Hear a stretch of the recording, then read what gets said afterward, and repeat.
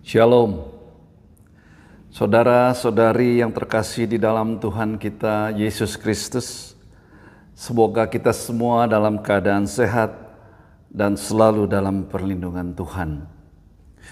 Kita jumpa lagi permenungan dari saya yang temanya, benarkah di masa pandemi Allah tidak peduli kepada kita?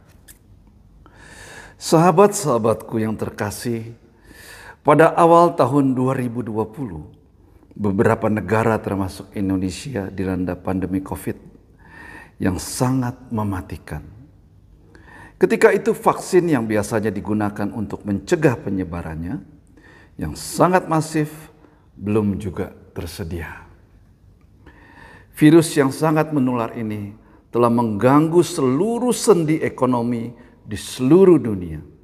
Seolah-olah dunia yang sedang berputar cepat berubah menjadi perlahan, bahkan cenderung berhenti. Sehingga banyak perusahaan yang terpaksa menghentikan usahanya dan banyak orang yang kehilangan pekerjaannya. Begitu juga nyawa manusia pun terancam. Kisah sedih, pilu, dan mengkhawatirkan bukan hanya berdampak kepada rakyat kecil, bahkan menimpa seorang pengusaha sukses yang kebetulan saya kenal. Dia adalah sosok yang taat dalam menjalankan agamanya.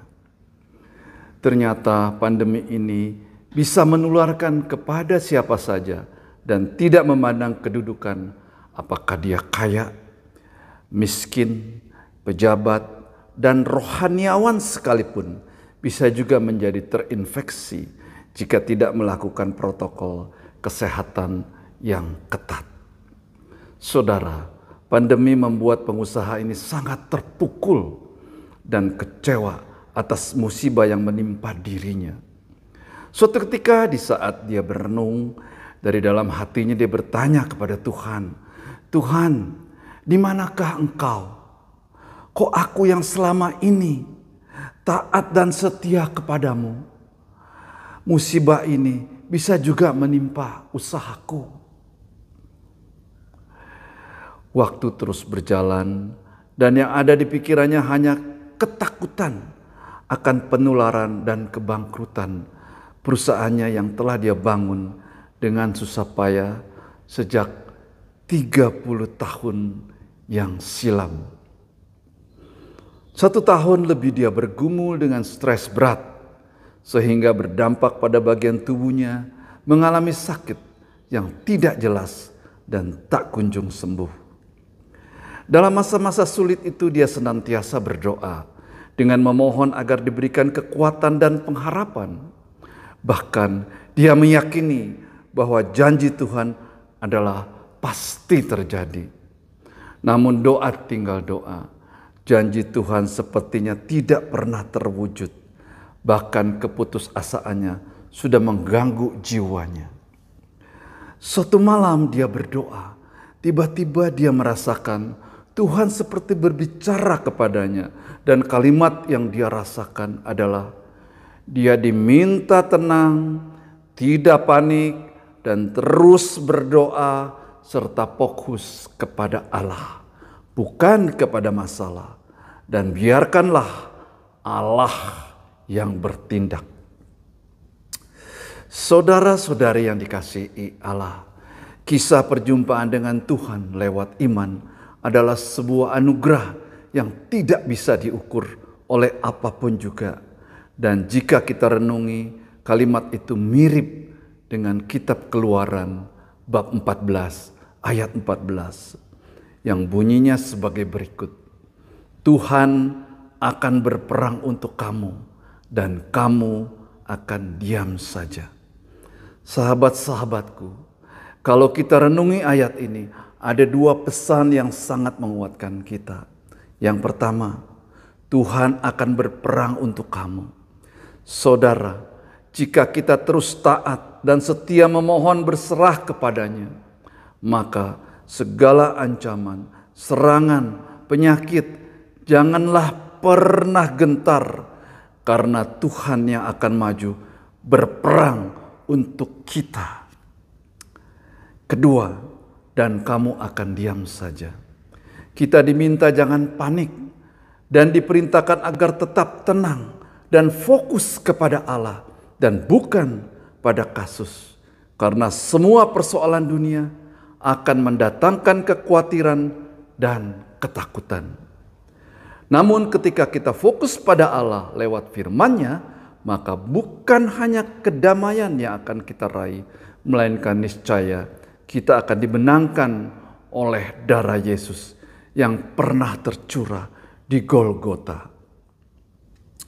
Saudara-saudari, lewat ketaatan berdoa, berharap, bergantung kepada Allah, maka segala sesuatu yang tidak mungkin akan menjadi mungkin.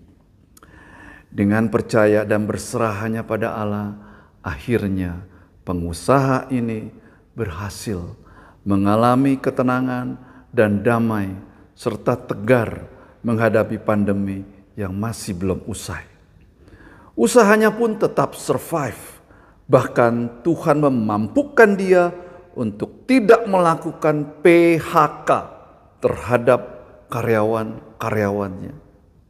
Pertanyaannya, benarkah di masa pandemi Allah tidak peduli kepada kita? Jawabannya, tentu Allah sangat peduli kepada kita semua. Karena Allah adalah Allah yang sangat baik dan teramat baik sejak dulu sampai saat ini. Terutama yang taat, setia, serta patuh kepadanya. Allah akan senantiasa menjagainya dari waktu ke waktu tanpa henti. Banyak perkara yang tak dapat ku mengerti, mengapakah harus terjadi di dalam kehidupan ini. Allah mengerti, Allah peduli segala persoalan yang kita hadapi, tak akan pernah dibiarkannya ku bergumul sendiri, sebab Allah mengerti. Saudara-saudari, dalam 1 Korintus bab 10 ayat 13, Santo Paulus berkata, pencobaan-pencobaan yang kamu alami ialah pencobaan-pencobaan biasa yang tidak melebihi kekuatan manusia, sebab Allah setia dan karena itu Ia tidak akan membiarkan kamu dicobai melampaui kekuatanmu. Pada waktu kamu dicobai, Ia akan memberikan kepadamu jalan keluar sehingga kamu dapat menanggungnya. Saudara-saudari, kisah di atas adalah di mana kita harus terus membaca dan merenungi firman Tuhan, serta taat mendekatkan diri pada Allah.